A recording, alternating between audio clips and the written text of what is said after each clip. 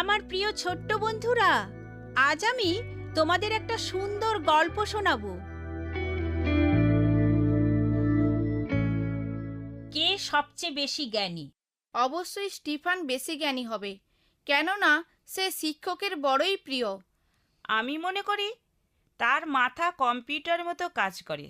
ওহো, তাকে ভাবছো? সে মনে করে সে চটপটে, আসলে বিপরীত।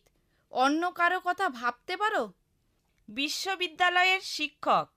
অথবা এমন কারো কথা বলো যিনি একটা কিছু আবিষ্কার করেছেন, দৃষ্টান্তস্বরূপ আইনস্টাইন অথবা পিথাগোরাস।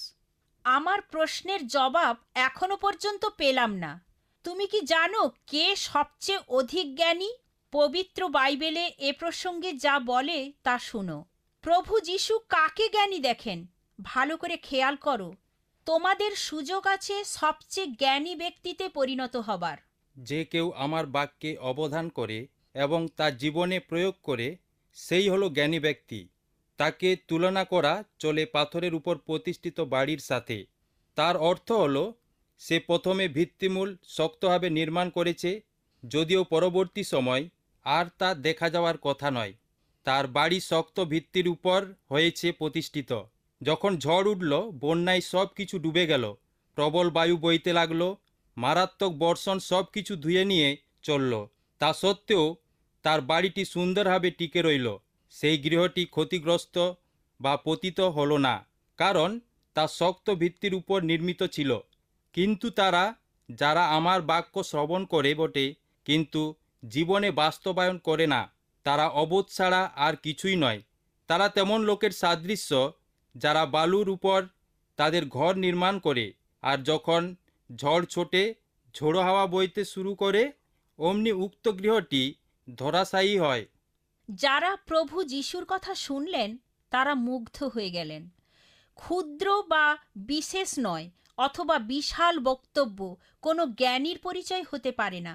তাহলে জ্ঞানীর পরিচয় কি হতে পারে? উপায় একটি আছে যার দ্বারা তুমি বুঝতে পারবে আসলে সে জ্ঞানী ব্যক্তি কিনা বা অন্য কিছু। যদি তোমার কাছে পবিত্র বাইবেল থেকে থাকে তবে অনুগ্রহ করে পাঠ করো। মথি 7:24 দুটি শব্দের দ্বারা এ বিতর্কিত প্রশ্নের ফয়সালা দিয়েছে, কে জ্ঞানী। তোমার জবাবসহ আমার সাথে যোগাযোগ করো। তুমি কি অংশগ্রহণ করতে চাও? প্রভু যিশুর শিক্ষার আলোকে তুমি জ্ঞানী কিনা তা ভেবে দেখো। বাই বাই ছোট্ট বন্ধুরা, আমি অতসী। তোমাদের প্রশ্নের উত্তর পেতে চিঠি লেখো।